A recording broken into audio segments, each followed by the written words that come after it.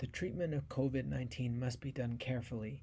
Patients must be masked and treated in appropriate areas, and also providers are to wear personal protective equipment. Institutions often like to verify that these two standards have been met, so in this case, providers are to check that patient is in a COVID-19 appropriate treatment area and that they are donning appropriate personal protective gear.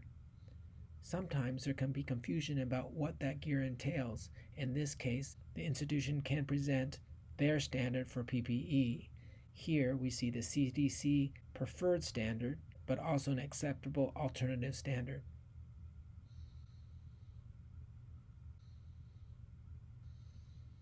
Percival needs oxygen by mask. He's dehydrated, so we would like to give him a bolus of fluid. Here we see that the institution does not have lactated ringers, but does have normal saline. We select and we give the patient a bolus of saline at the appropriate dose.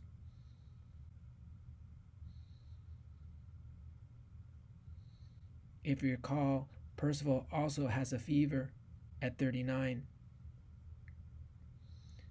He is too sick to take by mouth, but we can give the injected form of paracetamol. Again, we see that this is in stock.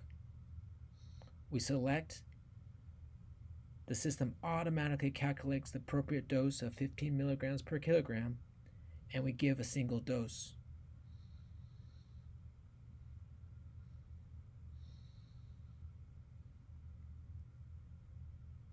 Unfortunately, there is no treatment of COVID-19.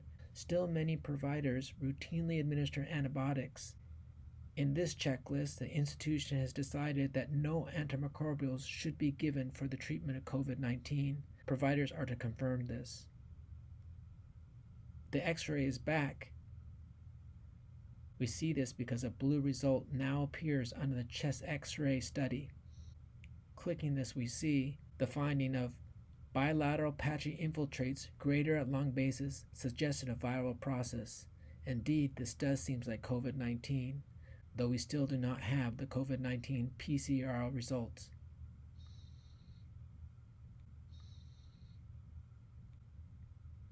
Regardless, Percival Zine should be admitted to the hospital. Their criteria is respiratory distress.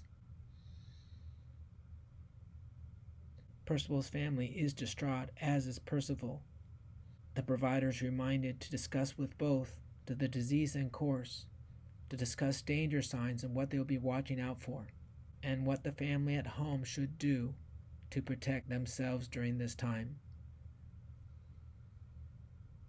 We're about to conclude the note. The quality checks has all turned green. This is a good result.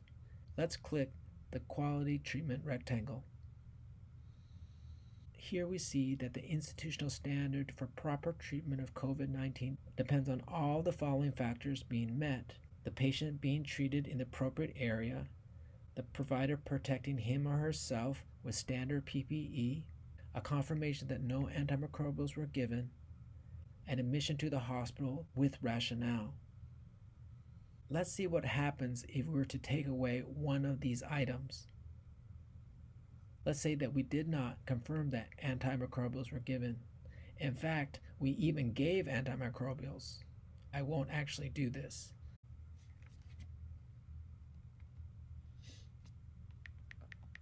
But you can see that the WC system allows providers to choose the care standard that they desire.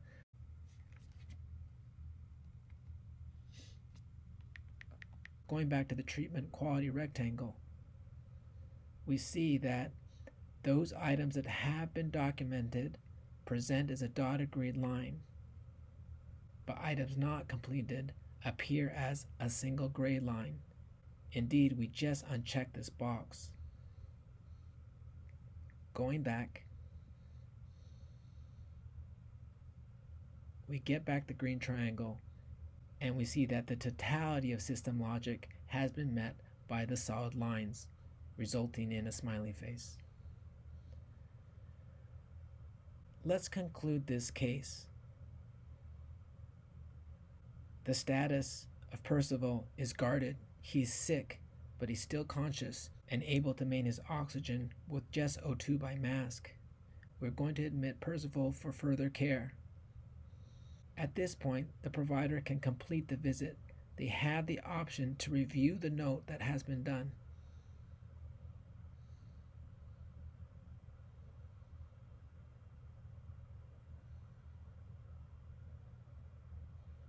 Being satisfied with this, the provider completes the visit. This concludes the care of a very sick patient. Hopefully, you see that a structured approach to even a new pathogen like COVID-19 means fast, safe, high quality, standardized care for patients wherever the organization is practicing.